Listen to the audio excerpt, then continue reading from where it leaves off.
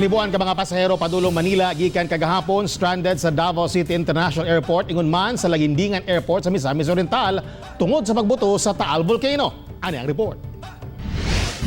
Dinigawas sa airline ticketing office among naabdan sila Razel Varquez ug Dimitri Tudorov aron magparibok silang flight padulong Manila. Kagahapon sa hapon paunta ang ilang flight.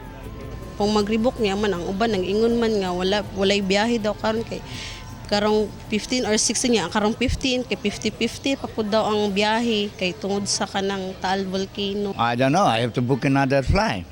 So another flight, they told me last night, you come in and booking to Manila. Manila, they have their directed to Phnom Penh. Kini si Analiza Marfa, pauli unta sa Batangas kagahapon. Naguol na kuno siya sa iyang mga paryente, labi na nga nagpatuman ng evacuation sa Santor o ubang lugar sa Batangas. Nag-rebook na kami, kinansel na namin, nag-rebook kami sa Cebu Pacific. Punta na lang kaming Cebu, then pagdating sa Cebu, Clark, doon na lang kami papasundo.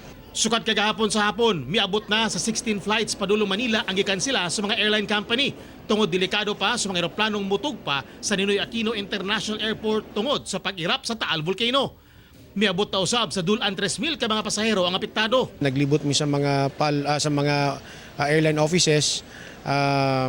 So far katong mga dili affected from 12 noon onwards, kung medyo okay dito sa Manila, na-accommodate ang ubang mga pasahero nato. But rest assured, rebooking ang solution ron sa mga airlines instead. Hinoon, base sa latest na impormasyon, mibalik na sa normal ang flight padulong Manila sugad kagani ang alas 12 sa udto. Gani kagani ang alas 7 sa buntag, milupad si Pangulong Rodrigo Duterte padulong sa Batangas. Aron personal nga makita ang sitwasyon sa Taal Volcano, pinaagi sa aerial inspection. Samtang sa kuha sa netizen sa Lagindingan Airport sa Misamis Oriental, makita ang mga kansilado ingon man delayed flights sa nagkadiang airline companies tungod wala sila makadawat og boarding clearance gikan sa mga airport management. Busa gatusan ka mga pasahero ang nagpundo na lamang sa mga waiting area ug magpaabot kung kanusa sila makabiyahe.